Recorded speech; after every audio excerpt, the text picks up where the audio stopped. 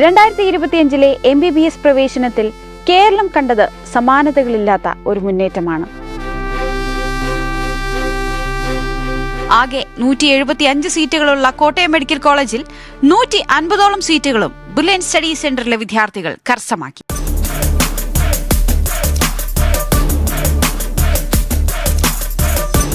അതെ, കോട്ടയം മെഡിക്കൽ കോളേജിലെ 90% ഇന്ന് ബ്രില്യന്റിലെ വിദ്യാർത്ഥികളാണ്. നീറ്റ് പരീക്ഷയ്ക്ക് ഇനി വളരെ കുറച്ച് ദിവസങ്ങൾ മാത്രമാണുള്ളത്. ഇനിയുള്ള ദിവസങ്ങളിൽ നീറ്റ് പഠനത്തിന്റെ സമ്മർദ്ദങ്ങളെ എങ്ങനെ അതിജീവിക്കണം, എങ്ങനെ കൃത്യമായ പ്ലാനിങ്ങിലൂടെ ലക്ഷ്യത്തിലേക്ക് എത്താം, അസാധ്യമായത് ഒന്നുമില്ലെന്ന് തെളിയിച്ച കോട്ടയം മെഡിക്കൽ കോളേജിലെ ഈ ഫ്യൂച്ചർ ഡോക്ടേഴ്സിന് നിങ്ങളോട് പറയാൻ ഒരുപാട് കാര്യങ്ങളുണ്ട്. അവരുടെ വാക്കുകളിലേക്ക് നമുക്ക് കാതോർക്കാം. നോക്കിയപ്പോൾ എല്ലാവരുടെയും മുഖത്ത് വിഷമമായിരുന്നു. എന്നെപ്പോലെ തന്നെയാണ് എല്ലാവർക്കും വിഷമമായിരുന്നു. ഞാൻ നേരെ എൻ്റെ ക്ലാസ് ടീച്ചറിനെ വിളിച്ചു. അപ്പോൾ പുള്ളി പറഞ്ഞു നമ്മുടെ ക്ലാസ്സിലുള്ള ഒരു കൊച്ചിങ്ങനെ കരഞ്ഞു പുള്ളിയുടെ അടുത്ത് ചെന്നു എന്നൊക്കെ പറഞ്ഞു. അപ്പോൾ നമുക്ക് കുറച്ച് ടെൻഷൻ കുറഞ്ഞ് കിട്ടി. എന്നാലും പേടിയുണ്ടായിരുന്നു. പിന്നെ നമ്മൾ പോകുന്ന റൂട്ട് തെറ്റാണോ എന്ന് എപ്പോഴും എനിക്കുണ്ടായിരുന്ന ഒരു ഡൗട്ട്. ഞാൻ ചെയ്യുന്നത് ശരിയാണോ എന്ന് ആലോചിച്ച് അങ്ങനെ കുറച്ച് സമയം ഞാൻ കളയായിരുന്നു. അപ്പോൾ അങ്ങനെ ആരെങ്കിലും ഇരിക്കുന്നുണ്ടെങ്കിൽ അത് വേണ്ട, ചെയ്യുന്നത് എന്തായാലും കറക്റ്റായിരിക്കും. ആവാണ്ട് നിങ്ങൾക്ക് ഇവിടെ വരെ എത്താൻ പറ്റില്ല. അവർക്ക് എത്രയോ വർഷത്തെ എക്സ്പീരിയൻസ് ഉണ്ട്. നമ്മളിപ്പോൾ നമ്മുടെ ഒരു സീനിയർ ഒരു റിപ്പീറ്ററിനോടോ സൂപ്പർ റിപ്പീറ്ററിനോടൊക്കെ ചോദിക്കുന്നതിനേക്കാളും അവരിപ്പോൾ എത്ര ബാച്ചുകൾ കണ്ട ആൾക്കാർ. അപ്പം അവരുടെ ഒരു സജഷൻ എപ്പോഴും ചോദിക്കുക. Hi, hello every one. So നമ്മളിപ്പോൾ നിൽക്കുന്നത് നമ്മുടെ KMC കോട്ടയം മെഡിക്കൽ കോളേജിലാണ്. അവിടെ നമ്മുടെ ബ്രില്യന്റിൽ നിന്ന് വന്ന ഫസ്റ്റ് ഇയർ വിദ്യാർത്ഥികളാണ്. ഇവരെല്ലാവരും നല്ല മിടുക്കന്മാരായിട്ടുള്ള വിദ്യാർത്ഥികളാണ്. സോ നമുക്ക് ഇവരെല്ലാവരും ഒന്ന് വേഗം തന്നെ പരിചയപ്പെടാം. എൻ്റെ പേര് ആനന്ദ് ജോ. ഞാൻ വരുന്നത് തൊടുപുഴയിൽ നിന്നാണ്. ബ്രില്യൻ്റ് പാലാ സെൻറ്ററിലായിരുന്നു ഞാൻ പഠിച്ചത്. ബാച്ച് R36 ആയിരുന്നു. എൻ്റെ പേര് ജിയ. എൻ്റെ വീട് വയനാടാണ്. ഞാൻ പാലാ സെൻറ്ററിലെ Q36 ബാച്ചിലാണ് പഠിച്ചത്. എൻ്റെ പേര് മീനാക്ഷി. ഞാൻ തൃശ്ശൂരിൽ നിന്ന് വരുന്ന Q39 ബാച്ചിലെ പാലാ സെൻറ്ററിലായിരുന്നു. എൻ്റെ പേര് ആൻസ്. ഞാൻ ഇടുക്കിയിൽ നിന്നാണ് വരുന്നത്. ഞാൻ ബ്രില്യൻ്റ് എറണാകുളം സെൻറ്ററിൽ L8 ബാച്ചിലായിരുന്നു. എൻ്റെ പേര് കെസിയ. ഞാൻ കൊല്ലത്തു നിന്നാണ് വരുന്നത്. ഞാൻ ബ്രില്യൻ്റ് പാല D ബ്ലോക്ക് R28 ബാച്ചായിരുന്നു. അപ്പം ഇവിടെ വന്നിട്ട് ഇപ്പം ക്ലാസ് ഒക്കെ തുടങ്ങിയിട്ട് ഇപ്പം ഒരു 5 months ഒക്കെ ആയെന്ന് എനിക്ക് തോന്നുന്നു. അപ്പോൾ എങ്ങനെ ഉണ്ടായിരുന്നു ഇവിടുത്തെ ഒരു എക്സ്പീരിയൻസ്? എങ്ങനെയാണ് ഇവിടുത്തെ ഒരു ആംബിയൻസ് കാര്യങ്ങളൊക്കെ ഒന്ന് വേഗം ഒന്ന് ഷെയർ ചെയ്യാവോ എല്ലാവരും? മൊത്തത്തിൽ പറയുവാണെങ്കിൽ ഞാനിവിടെ വന്ന സമയത്ത് പ്രതീക്ഷിച്ചത് ഇവിടെ അക്കാഡമിക്സ് മാത്രം ഉണ്ടാവുള്ളൂ, മൊത്തം പഠിത്തം അങ്ങനെയൊക്കെ ആയിരിക്കുന്നതാണ്. പക്ഷേ ഇവിടെ ഇപ്പോൾ നമ്മുടെ ഇവിടെ ഒരു ആർട്സ് ഫെസ്റ്റ് കഴിഞ്ഞു, സ്പോർട്സ് ഫെസ്റ്റുകൾ കഴിഞ്ഞു, അങ്ങനെ കുറേ കാര്യങ്ങൾ കഴിഞ്ഞു. എല്ലാം തന്നെ ചെയ്യാനുള്ള ഒരു അവസരം ഈ കോളേജിലുണ്ട്. പഠനവും നടക്കും, ആർട്സും നടക്കും, സ്പോർട്സും നടക്കും. മൊത്തത്തിൽ ഞാൻ എൻജോയ് ചെയ്യുന്നുണ്ട്. ആനന്ദ് പറഞ്ഞ പോലെ തന്നെ നമ്മൾ ഇപ്പം കോളേജ് ലൈഫ് പ്രതീക്ഷിച്ച് വരുന്ന ഒരാൾക്ക് KMC എന്തുകൊണ്ടും നല്ലൊരു ഓപ്ഷൻ തന്നെയാണ്. നമുക്ക് അക്കാഡമിക്സ് ആണെങ്കിലും നോൺ അക്കാഡമിക്സ് ആണെങ്കിലും എല്ലാം ഒരേപോലെ കൊണ്ടുപോകാം. പഠിത്തം മാത്രമല്ല, ശരിക്കും പരിപാടി കഴിഞ്ഞിട്ട് പഠിക്കാൻ നമ്മൾ സമയം ഉണ്ടാക്കണം. അത്രത്തോളം പരിപാടി ഇവിടെ നടക്കുന്നുണ്ട്. KMC അടിപൊളിയാണ്, എനിക്ക് ഇഷ്ടപ്പെട്ടു. ഇവിടെ ഏറ്റവും ഇൻട്രസ്റ്റിംഗ് ആയിട്ട് തോന്നിയിട്ടുള്ള ഒരു ഫാക്ടർ എന്താ? സീനിയേഴ്സൊക്കെ നല്ല ഇതാണ്, ഫ്രണ്ട്ലിയാണ്, എല്ലാം സെറ്റാണ്. ഓക്കെ, ഇനി അക്കാഡമിക്സ് ബേസിൽ നോക്കുകയാണെങ്കിൽ ഇവിടെ ഏറ്റവും ഇഷ്ടമുള്ള കാര്യം എന്താണ്? അക്കാഡമിക്സ് ഫാക്കൽറ്റീസ് ഒക്കെ ഭയങ്കര പഠിപ്പിക്കാനാണെങ്കിലും പറഞ്ഞു തരാനൊക്കെ ആണെങ്കിലും ഭയങ്കര അപ്രോച്ചബിളാണ്. അങ്ങനെ അവരുടെ അടുത്ത് ചോദിക്കാനൊന്നും പ്രശ്നമൊന്നുമില്ല, മടിയൊന്നും വിചാരിക്കാം. സീനിയേഴ്സ് ആണെങ്കിലും ഹെൽപ്പ് ചെയ്യാനൊക്കെ എപ്പോഴും റെഡിയാണ്. KMCയിലെ ഏറ്റവും ഇഷ്ടമുള്ള ഒരു കാര്യം എന്താണ്? ഇഷ്ടമുള്ളതെന്ന് പറഞ്ഞാൽ ഇവിടുത്തെ കൾച്ചറൽ ഇവൻറ്റ്സ് ആണ് ഇവിടുത്തെ ഒരു മെയിൻ അട്രാക്ഷൻ എന്ന് പറയുന്നത്. കാരണം ആക്റ്റീവായിട്ട് ഇങ്ങനെ നിൽക്കാറുണ്ടോ? ഒത്തിരി ഇല്ല, എന്നാലും നമ്മൾ ഒത്തിരി കഴിയുന്നത് എൻജോയ് ചെയ്യാറുണ്ട്. മറ്റ് മെഡിക്കൽ കോളേജിനൊക്കെ വെച്ച് നോക്കുമ്പോൾ ഒരുപാട് ഇവൻറ്റ്സ്, ഒരുപാട് കൾച്ചറൽ ഇവൻറ്റ്സ്, സ്പോർട്സ് ആവട്ടെ, ആർട്സ് ആവട്ടെ, ഇപ്പം യൂണിയൻ ബേസ്ഡ് ആണെങ്കിലും പാർട്ടി ബേസ്ഡ് ആണെങ്കിലും ഒക്കെ ഇഷ്ടം പോലെ ഇവൻറ്റ്സ് നടക്കുന്നുണ്ട്. അപ്പം അതിലൊക്കെ ആക്റ്റീവായിട്ട് ഇങ്ങനെ നിൽക്കുന്നു. ഓക്കെ, അപ്പം നമുക്ക് ബാക്ക് ടു നമ്മുടെ ബ്രില്യൻറ്റിലോട്ട് പോവാം. അപ്പം എങ്ങനെയായിരുന്നു ബ്രില്യൻറ്റിലെ ഒരു ലൈഫൊക്കെ? എങ്ങനെ ഉണ്ടായിരുന്നു അവിടുത്തെ ഹോസ്റ്റലാണെങ്കിലും അതേപോലെ തന്നെ നമ്മുടെ ക്ലാസ്സുകളൊക്കെ ആണെന്നുണ്ടെങ്കിലും അതൊക്കെ മിസ് ചെയ്യുന്നുണ്ടോ? അവിടുത്തെ പ്രൊഫസേഴ്സ് അല്ലെങ്കിൽ ക്ലാസ്സുകൾ, ഹോസ്റ്റൽസ് ഒക്കെ നിങ്ങൾ മിസ് ചെയ്യുന്നുണ്ടോ? ബ്രില്യൻറ്റിൽ ഞാൻ ഹോസ്റ്റലായിരുന്നു. വൈറ്റ് ഹൗസ് ഗ്രാൻഡ് ആയിരുന്നു എൻ്റെ ഹോസ്റ്റൽ. അപ്പോൾ ഹോസ്റ്റലാണെങ്കിൽ അത്യാവശ്യം എല്ലാ സൗകര്യങ്ങളും, ഇപ്പോൾ നമ്മളൊക്കെ ഒരു ഹോസ്റ്റൽ എന്ന രീതിയിൽ നമ്മൾ പ്രതീക്ഷിക്കുന്നതിനേക്കാളും ഒരുപാട് സൗകര്യങ്ങൾ അവിടെ ഹോസ്റ്റലുണ്ടായിരുന്നു. ഇപ്പോൾ മെൻറ്റർമാരാണെങ്കിലും എല്ലാ കാര്യത്തിലും അത്യാവശ്യം നമുക്ക് അപ്രോച്ചബിൾ ആയിട്ടുള്ള മെൻറ്റേഴ്സൊക്കെ തന്നെ ആയിരുന്നു. എന്ത് കാര്യം വേണമെങ്കിലും പറയാനൊക്കെ ഉള്ളൊരിതുണ്ടായിരുന്നു. ക്ലാസ്സസ് ആയാലും അത്യാവശ്യം എല്ലാ ടീച്ചേഴ്സിനും നമുക്ക് എന്ത് ഡൗട്ട് ചോദിച്ചാലും ക്ലിയർ ചെയ്ത് തരാൻ പറ്റുന്നുണ്ടെങ്കിൽ ഇപ്പോൾ എല്ലാ ടൈപ്പ് ഫെസിലിറ്റീസ് അവിടെ ഉണ്ട്. ഇപ്പോൾ നമ്മുടെ ലേണിംഗ് ആപ്പ് ആണെങ്കിൽ പോലും ഇടയ്ക്ക് AI ഒക്കെ വന്നിട്ട് ഇപ്പം പെട്ടെന്ന് ആൻസേഴ്സ് കിട്ടാനാണെങ്കിലും ആപ്പിൽ കൂടെ ഡയറക്റ്റ് ക്വസ്റ്റ്യൻ ചോദിച്ചാൽ ഡയറക്റ്റ് പെട്ടെന്ന് ഒരു 24 hour തന്നെ നമുക്ക് എപ്പോഴും റിസൾട്ട് കിട്ടുമായിരുന്നു. ഇപ്പം ഫാക്കൽറ്റീസ് ആണെങ്കിലും ആപ്പാണെങ്കിലും ആ ഒരു എൻട്രൻസ് ജേണിക്ക് വളരെ ഹെൽപ്ഫുള്ളായ എല്ലാ എലമെൻറ്റ്സും അവിടെ തന്നെ ഉണ്ടായിരുന്നു. അപ്പം എങ്ങനെയുണ്ടായിരുന്നു ബ്രില്യൻറ്റിലെ ഒരു ലൈഫ് എന്ന് പറയുന്നത്? എന്താണ് ബ്രില്യൻറ്റിൽ മിസ് ചെയ്യുന്ന ഒരു കാര്യം? ചെയ്യുന്നത് അവിടെ ഹോസ്റ്റൽ ലൈഫ്, ഫ്രണ്ട്സൊക്കെ പലരും പല കോളേജിലേക്കായി, അവരൊക്കെ മിസ് ചെയ്യുന്നുണ്ട്. പിന്നെ ഞാൻ എറണാകുളം സെൻട്രലായിരുന്നു. അപ്പോൾ പാലായിട്ട് കമ്പയർ ചെയ്യുമ്പോൾ അവിടെ ആളുകൾ എണ്ണം കുറവാണ്. അപ്പോൾ നമുക്ക് ഇൻഡിവിജ്വലി കിട്ടുന്ന ഫെസിലിറ്റീസ് ഒക്കെ കുറച്ചും കൂടെ കൂടുതൽ അറ്റൻഷൻ സീക്കിങ്. അങ്ങനെ. പിന്നെ അവിടുത്തെ കോർഡിനേറ്റേഴ്സും ഫാക്കൽറ്റീസും എല്ലാവരും ഭയങ്കര സപ്പോർട്ടീവ് ആയിരുന്നു. അങ്ങനെ അവിടെ മൊത്തത്തിൽ എറണാകുളം സെൻറ്റർ ഞാൻ കുറച്ച് മിസ് ചെയ്യുന്നുണ്ട്. അങ്ങനെ. അപ്പോൾ ഇങ്ങോട്ടേക്ക് വരികയാണെങ്കിൽ എന്താണ്, നമ്മുടെ പാലാ സെന്ററിലല്ലായിരുന്നോ? എങ്ങനെയുണ്ടായിരുന്നു സെന്ററൊക്കെ? എങ്ങനെയുണ്ടായിരുന്നു? അടിപൊളിയായിരുന്നോ? ക്ലാസ് ടീച്ചർ എല്ലാവരും മിസ് ചെയ്യുന്നുണ്ടോ? ആ ക്ലാസ്സും ക്ലാസ് ടീച്ചറും മിസ് ചെയ്യണമൊക്കെ ഉണ്ട്. ഭവ്യലക്ഷ്മി ആയിരുന്നു എൻ്റെ ക്ലാസ് ടീച്ചറും. ഹോസ്റ്റൽ വാർഡിന് മിസ് തന്നെയായിരുന്നു. അപ്പോൾ അതൊക്കെ മിസ് ചെയ്യുന്നുണ്ട്.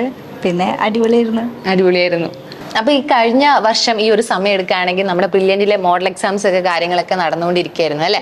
അപ്പം എങ്ങനെയായിരുന്നു അതൊക്കെ ഫേസ് ചെയ്തുകൊണ്ടിരുന്നത്? അല്ലെങ്കിൽ ഭയങ്കര ടെൻഷൻ ആയിരുന്നോ എക്സാം എഴുതുന്ന സമയത്ത്? അല്ലെങ്കിൽ മാർക്കൊക്കെ കൂടുവോ കുറയോ? അങ്ങനത്തെ ഒരു വേരിയേഷൻ ഒക്കെ എപ്പോഴും വരാറുണ്ട് കുട്ടികളിൽ. അപ്പം അതൊക്കെ എങ്ങനെയായിരുന്നു അതൊക്കെ മുന്നോട്ടേക്ക് കൊണ്ടുപോയിട്ടുണ്ടായിരുന്നത്? എൻ്റെ ക്ലാസ് ടീച്ചർ കൃഷ്ണേന്ദു മാം ആയിരുന്നു. മാം നല്ല സപ്പോർട്ടീവ് ആയിരുന്നു. അപ്പോൾ ഞാൻ നല്ല ടെൻഷനുള്ള കൂട്ടത്തിലായിരുന്നു. മാർക്ക് തുടങ്ങുമ്പോൾ ഒക്കെ നല്ല കുറയും. ഞങ്ങളോട് ഗ്രാഫ് വരയ്ക്കാൻ പറഞ്ഞിട്ടുണ്ടായിരുന്നു. അപ്പോൾ എൻ്റെ ഗ്രാഫ് ഒരുമാതിരി കയറും ഇറങ്ങും, പിന്നെ ഒറ്റയിറക്കം ഇറങ്ങും, പിന്നെ കുറച്ച് കയറും, ഇങ്ങനെ പോയിക്കൊണ്ടിരുന്നത്. അപ്പോൾ നല്ലോണം ടെൻഷനാവായിരുന്നു. അപ്പോൾ എപ്പോഴും മാമിൻ്റെ അടുത്ത് പോകും. അപ്പോൾ മാം എല്ലാ ആഴ്ചയും എന്നോട് ഒരേ കാര്യമായിരിക്കും പറയുന്നത്, സാരമില്ല, അടുത്ത തവണ കയറും വിഷമിക്കേണ്ട, അടുത്ത എക്സാമിന് ചിലപ്പോൾ കൂടും കുറയും. അപ്പോൾ കുറഞ്ഞു കഴിഞ്ഞാൽ പിന്നെ ഞാൻ മാമിൻ്റെ അടുത്ത് പോകും. അപ്പോൾ പാവം പുള്ളിക്കാരി നേരത്തെ പറഞ്ഞ അതേ കാര്യമായിരിക്കും, എന്നാലും ഒട്ടും എന്നെ വിഷമിപ്പിക്കേണ്ടെന്ന് ഓർത്തിട്ടും കൂടി ആയിരിക്കണം പിന്നെ ഇത് തന്നെ പറയാം. അപ്പം നല്ല സപ്പോർട്ടീവായിരുന്നു മാം. പിന്നെ ടെൻഷൻ എന്തായാലും ഇപ്പോൾ ഉണ്ടാവും.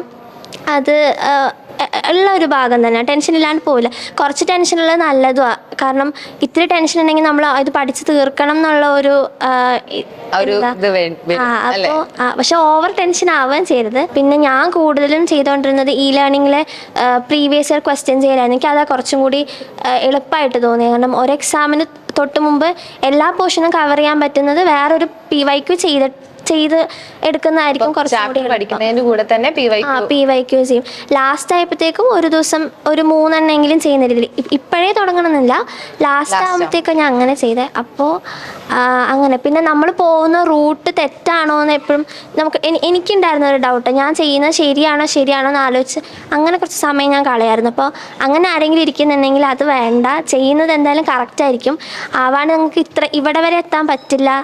ഓക്കെ, എങ്ങനെയായിരുന്നു ബ്രില്യൻറ്റിലെ മോഡൽ എക്സാം ഒക്കെ ഫേസ് ചെയ്തുകൊണ്ടിരുന്നത്? ടഫ് ആയിരുന്നോ എക്സാം, അതോ ഈസി ആയിരുന്നോ?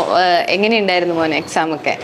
ഞാനാണെ റിപ്പീറ്റർ ആയിരുന്നു. അപ്പോൾ എനിക്ക് ആദ്യത്തെ എക്സാംസ് ഒക്കെ അത്യാവശ്യം എളുപ്പമായിരുന്നു. ആദ്യത്തെ ഈ യൂണിറ്റ് ബേസ്ഡ് എക്സാംസ് ഒക്കെ. അപ്പോൾ ആ സമയത്ത് എനിക്ക് അത്യാവശ്യം മാർക്ക് ഉണ്ടായിരുന്നു. പിന്നെ ഫുൾ യൂണിറ്റ് വന്നപ്പോൾ എനിക്ക് ചെറുതായിട്ട് ഇങ്ങനെ മാർക്ക് കുറയാൻ തുടങ്ങി. അപ്പോൾ ഞാനിങ്ങനെ എൻ്റെ ക്ലാസ് സബ്ജക്ട് ഫിസിക്സ്. അപ്പോൾ ഫിസിക്സിന് നല്ല മാർക്ക് ഉണ്ടായിരുന്നോ? ഫിസിക്സിന് അത്യാവശ്യം മാർക്ക് ഉണ്ടായിരുന്നു. എൻ്റെ അമ്മ ഫിസിക്സ് ടീച്ചറാണ്. അപ്പോൾ അതുകൊണ്ട് എനിക്ക് എന്നോട് ഒരു ഇച്ചിരിയോട് ഇഷ്ടമുണ്ടായിരുന്നു. പിന്നെ ഞാൻ പഠിച്ചിരുന്നത് ബ്രില്യൻറ്റിലെ ഈ ആപ്പിലെ ക്വസ്റ്റ്യൻസ് ഇല്ലേ, ഓൾമോസ്റ്റ് എല്ലാ ക്വസ്റ്റ്യൻസും ഞാൻ ചെയ്ത് തീർത്തിട്ടുണ്ട്. നമുക്കാണെങ്കിൽ മീഡിയം അങ്ങനെ ലെവൽ ബേസ്ഡ് ക്വസ്റ്റ്യൻസ് ഒക്കെ ഉണ്ടല്ലോ, ഹാർഡ് അങ്ങനെ. അപ്പൊ അതൊക്കെ സോർട്ട് ചെയ്ത് ചെയ്യായിരുന്നോ, അതോ PYQs മാത്രമാണോ? എങ്ങനെയായിരുന്നു അതൊക്കെ? എല്ലാ ടെസ്റ്റും തന്നെ ചെയ്ത് തീർത്ത് വെച്ചിട്ടുണ്ട്. ഞാൻ ഈ ലീഡർ ബോർഡ് ഉണ്ടായിരുന്നല്ലോ, അപ്പൊ അതിൽ കയറി വരാൻ വേണ്ടി അതിൽ കയറി ഫസ്റ്റ് എത്തണം എന്നുള്ള ഒരു ആവേശത്തിൽ ഇങ്ങനെ ഇരുന്ന് ക്വസ്റ്റ്യൻ അങ്ങ് ചെയ്യുമായിരുന്നു. അപ്പൊ അതൊരുപാട് ഹെൽപ്പ് ചെയ്തിട്ടുണ്ട്. കാരണം ക്വസ്റ്റ്യന്റെ പാറ്റേൺ റിപ്പീറ്റ് ചെയ്യുവാണ്, നല്ലതായിരുന്നു. ഓക്കെ, അപ്പൊ നമ്മൾ ബാക്ക് ടു നമ്മുടെ നീറ്റ് എക്സാമിലോട്ട് വന്നപ്പോൾ നിങ്ങളുടെ ഭയങ്കര ടഫ് ആയിട്ടുള്ള ഒരു എക്സാം ആയിരുന്നു അല്ലെ? അപ്പൊ ക്വസ്റ്റ്യൻ പേപ്പർ കണ്ടപ്പോൾ നിങ്ങൾക്ക് എന്താ തോന്നിയത്? ഫസ്റ്റ് എന്തായിരുന്നു ഒരു ഫീല്? ക്വസ്റ്റ്യൻ പേപ്പർ കണ്ടപ്പോൾ ഞാൻ എല്ലാ തവണ ചെയ്യുന്ന പോലെ ആദ്യം ബയോളജി ചെയ്തു പോയി. ബയോളജി അത്രയും പ്രശ്നം തോന്നിയില്ല. അത് കഴിഞ്ഞ് ഞാൻ നേരെ ഫിസിക്സിലേക്ക് പോയപ്പോൾ ഈ ക്വസ്റ്റ്യൻ കുറേ വായിക്കാനും ഉണ്ട്, ഓപ്ഷൻസും വായിക്കാനുണ്ട്, ചെയ്തിട്ട് കിട്ടണമില്ല. അപ്പോൾ ചെറുതായിട്ട് ടെൻഷൻ അടിച്ചു പോയി. പിന്നെ എന്തേലും ആട്ടേന്ന് കരുതി കുറച്ചൊക്കെ കറക്കി കുത്തി പെട്ടെന്ന് ചെയ്ത് തീർത്തു. പിന്നെ പുറത്ത് വലിയ പ്രതീക്ഷയില്ലാതെ ഇറങ്ങി നോക്കിയപ്പോൾ എല്ലാവരുടെയും മുഖത്ത് വിഷമമായിരുന്നു. എന്നെപ്പോലെ തന്നെയാണ് എല്ലാവർക്കും വിഷമമായിരുന്നു. ഞാൻ നേരെ എൻ്റെ ക്ലാസ് ടീച്ചറിനെ വിളിച്ചു. അപ്പോൾ പുള്ളി പറഞ്ഞു നമ്മുടെ ക്ലാസ്സിലുള്ള ഒരു കൊച്ചിങ്ങനെ കരഞ്ഞു പുള്ളിയുടെ അടുത്ത് ചെന്നു എന്നൊക്കെ പറഞ്ഞു. അപ്പോൾ നമുക്ക് കുറച്ച് ടെൻഷൻ കുറഞ്ഞ് കിട്ടി. എന്നാലും പേടിയുണ്ടായിരുന്നു. പക്ഷേ ഈ എക്സാം ഇച്ചിരിയുടെ പാടായത് നന്നായെന്നാണ് എനിക്ക് തോന്നുന്നത്. ഓക്കെ, അങ്ങനെ പാടാവണം എന്നാണോ? മൊത്തത്തിൽ അങ്ങനെ പാടാവുമ്പോഴാണോ നമുക്ക് കുറച്ചുകൂടെ മാർക്ക് സ്കോർ ചെയ്യാൻ പറ്റുന്നത്? അങ്ങനെ എന്തെങ്കിലും തോന്നിയിട്ടുണ്ടോ? അങ്ങനെയല്ല, എക്സാം ഇച്ചിരിയോട് ഈസി ആകുമ്പോൾ നമ്മുടെ ഒരു ക്വസ്റ്റ്യൻ തെറ്റിയാൽ പോലും ഭയങ്കരമായിട്ട് റാങ്ക് ഇറങ്ങിപ്പോകാനുള്ളൊരു ചാൻസ് ഉണ്ട്. അതുപോലെ ഈ നീറ്റ് എന്ന് പറയുന്ന ഒരു എക്സാം എന്ന് പറയുമ്പോഴും നമുക്ക് ഈ പ്രഷർ സിറ്റുവേഷൻ വരുമ്പോൾ എങ്ങനെ ഹാൻഡിൽ ചെയ്യാന്നാണല്ലോ നോക്കുന്നത്. അപ്പോൾ ടഫായിട്ടുള്ള ക്വസ്റ്റ്യൻ പേപ്പർ നല്ലതായിരിക്കും. ഓക്കെ, അപ്പോൾ ഇനി വരുന്ന നമ്മുടെ ബ്രില്യൻറ്റിൽ ഇപ്പം പഠിച്ചുകൊണ്ടിരിക്കുന്ന അല്ലെങ്കിൽ മോഡൽ എക്സാമുകളൊക്കെ എഴുതിക്കൊണ്ടിരിക്കുന്ന ആൾക്കാരോടൊക്കെ നിങ്ങൾക്ക് എന്താ പറയാനുള്ളത്? നമ്മുടെ കുട്ടികളോടൊക്കെ എന്താണ് പറയാനുള്ളത്? ഞാൻ നേരത്തെ പറഞ്ഞ പോലെ ടെൻഷൻ ആവുകയോ ചെയ്യരുത്, പറ്റും എന്ന് തന്നെ വിചാരിച്ച് പോവുക. നമുക്ക് പറഞ്ഞിട്ടുള്ളതാണെങ്കിൽ നമുക്ക് എന്തായാലും കിട്ടും. പിന്നെ വർക്ക് ചെയ്യുന്നത് ഒരിക്കലും വെറുതെ പോകത്തേ ഉണ്ടാവില്ല. അപ്പോൾ മാക്സിമം ഇപ്പോൾ പൊയ്ക്കൊണ്ടിരിക്കുന്ന പോലെ തന്നെ ഹാപ്പി ആയിട്ട് പോവുക, ടെൻഷനില്ലാണ്ട് ഫ്രണ്ട്സൊക്കെ ആയിട്ട് എല്ലാം ഷെയർ ചെയ്ത് നല്ല രീതിയിൽ അങ്ങനെ പോവാം. എക്സാംസ് എന്ന് പറയുമ്പോൾ കാരണം ഇപ്പം ഈസി എക്സാം കാണും, ടഫ് എക്സാം കാണും. അപ്പം ഈസി എക്സാമിൽ നമുക്ക് കുറച്ച് മാർക്ക് ഉണ്ടായിട്ട് നമ്മൾ ഒത്തിരി ഓവർ കോൺഫിഡൻ്റ് ആയി പോകാനും പാടില്ല. ടഫ് എക്സാം എഴുതിയിട്ട് ഭയങ്കര ഡിപ്രഷൻ ആവാനും പാടില്ല. കാരണം നമുക്ക് ആ ഒരു നെയ്റ്റിൻ്റെ ഡേറ്റിൽ വരുന്ന ക്വസ്റ്റ്യൻസ് എങ്ങനെയാണ് നമുക്ക് ഒരിക്കലും പ്രെഡിക്റ്റ് ചെയ്യാൻ പറ്റില്ല. കാരണം നമ്മുടെ സീനിയർ ബാച്ച് 24 ബാച്ചുകാർ എഴുതിയപ്പോൾ അവർക്ക് one of the easiest question പേപ്പറാണ് കിട്ടിയത്. അപ്പം നമ്മളപ്പം ആ ഒരു രീതിയിൽ പ്രെഡിക്റ്റ് ചെയ്ത് പോയിട്ടുള്ളവർക്ക് ഭയങ്കര ഒരു ഡിപ്രഷൻ ആയിരിക്കും ക്വസ്റ്റ്യൻ പേപ്പർ കാണുമ്പോൾ തന്നെ ഉണ്ടാവുക. അപ്പം അതായത് ഇപ്പം നമ്മൾ വർഷം അപ്പം നമ്മുടെ തന്നെ ടോപ്പ് ആയിട്ടുള്ള റാങ്കിലുള്ളവർക്കൊക്കെ ഭയങ്കരമായിട്ട് ഡിപ്രഷൻ കയറി എന്നൊക്കെ അറിഞ്ഞിട്ടില്ല. അപ്പം അതൊക്കെ എങ്ങനെയാണ് ആ സമയത്ത് അതൊക്കെ മാനേജ് ചെയ്യാനൊക്കെ പറ്റിയത്? അതാ നമ്മളൊരു ഇത് ഈസി ആയിരിക്കും എന്ന് പറഞ്ഞു പോയാൽ മിക്കവാറും നമ്മുടെ കയ്യിൽ നിന്ന് പോവുക സംഭവം. നമ്മളൊരു ഇതിൽ തന്നെ പോകും. ഇപ്പോൾ ടഫ് ആണെങ്കിൽ ഞാൻ എഴുതും, എനിക്ക് അറിയാവുന്ന ക്വസ്റ്റ്യനൊക്കെ എന്തായാലും ഞാൻ മാക്സിമം അറ്റൻഡ് ചെയ്യാൻ നോക്കും, മാക്സിമം ട്രൈ ചെയ്യാൻ നോക്കും എന്നുള്ളൊരു തന്നെ പോവാം. പിന്നെ എന്താ വെച്ചാൽ ബ്രില്യൻറ്റിൽ ഫാക്കൽറ്റീസ് പറഞ്ഞാൽ അതുപോലെ ചെയ്യാം. ഇപ്പോൾ നിങ്ങളുടെ മെൻറ്റർ ആണെങ്കിലും ഫാക്കൽറ്റീസ് ആണെങ്കിലും, കാരണം അവർക്ക് എത്രയോ വർഷത്തെ എക്സ്പീരിയൻസ് ഉണ്ട്. നമ്മളിപ്പോൾ നമ്മുടെ ഒരു സീനിയർ ഒരു റിപ്പീറ്ററിനോടോ സൂപ്പർ റിപ്പീറ്ററിനോടൊക്കെ ചോദിക്കുന്നതിനേക്കാളും അവരിപ്പോൾ എത്ര ബാച്ചുകൾ കണ്ട ആൾക്കാർ. അപ്പം അവരുടെ ഒരു സജഷൻ എപ്പോഴും ചോദിക്കുക. ഇപ്പം നമ്മളിപ്പോൾ മോഡൽ എക്സാം ടൈം ടേബിളൊക്കെ ഇടുമ്പോൾ നമ്മൾ വിചാരിക്കും ഇത്രയും ചാപ്റ്ററൊക്കെ നമ്മൾ എങ്ങനെ ഒറ്റ ദിവസം കൊണ്ട് പഠിച്ചു തീർക്കും എന്നൊക്കെ വിചാരിക്കും. പക്ഷേ ഓട്ടോമാറ്റിക്കലി ആ ഒരു 2 ദിവസം ലീവ് കഴിയുമ്പം എന്തെങ്കിലുമൊക്കെ ആ ഒരു ചാപ്റ്ററിനെ പറ്റി നമുക്ക് അറിയുന്നുണ്ടായിരിക്കും. അപ്പോൾ ആ ഒരു അവർ തരുന്ന ഒരു പാറ്റേൺ തന്നെ ഫോളോ ചെയ്ത് പോവുക. അത് തന്നെ മതി നമുക്ക് ഒരു അത്യാവശ്യം കോൺഫിഡൻ്റ് ആയിട്ട് നീറ്റ് എക്സാം പോയി എഴുതാൻ. അപ്പോൾ ഈ പ്രാവശ്യവും നിങ്ങളെല്ലാവരും അത്യാവശ്യം നല്ല കോൺഫിഡൻസോടെ തന്നെ പോയി എഴുതുക. ക്വസ്റ്റ്യൻ എന്തോ വരട്ടെ, നമ്മളെ കൊണ്ട് പറ്റും. നമ്മൾ നല്ലപോലെ വർക്ക് ചെയ്തിട്ടുണ്ടെങ്കിൽ എന്തായാലും നമുക്കതിൻ്റെ ഒരു റിസൾട്ട് എന്തായാലും കിട്ടും. ആ ഒരു പ്രതീക്ഷയോടെ തന്നെ പോവുക. അപ്പോൾ നമ്മുടെ കോട്ടയം മെഡിക്കൽ കോളേജിലെ നമ്മുടെ മിടുക്കന്മാരെയാണ് നമ്മൾ പരിചയപ്പെട്ടത്. അപ്പോൾ അവർക്ക് നിങ്ങളോട് പറയാനുള്ള കാര്യങ്ങളൊക്കെ നിങ്ങൾ കേട്ടിട്ടുണ്ടാവും അല്ലേ? അപ്പോൾ അതേപോലെ തന്നെ നമ്മുടെ മോഡൽ എക്സാമുകളൊക്കെ നിങ്ങൾ ഫേസ് ചെയ്യുക. സോ ഇവർക്ക് എല്ലാവർക്കും നല്ല ഒരു ഭാവി നമ്മൾ ആശംസിക്കുകയാണ്. All the very best. Brilliant Study Center, India's #1 coaching center for NEET and JEE.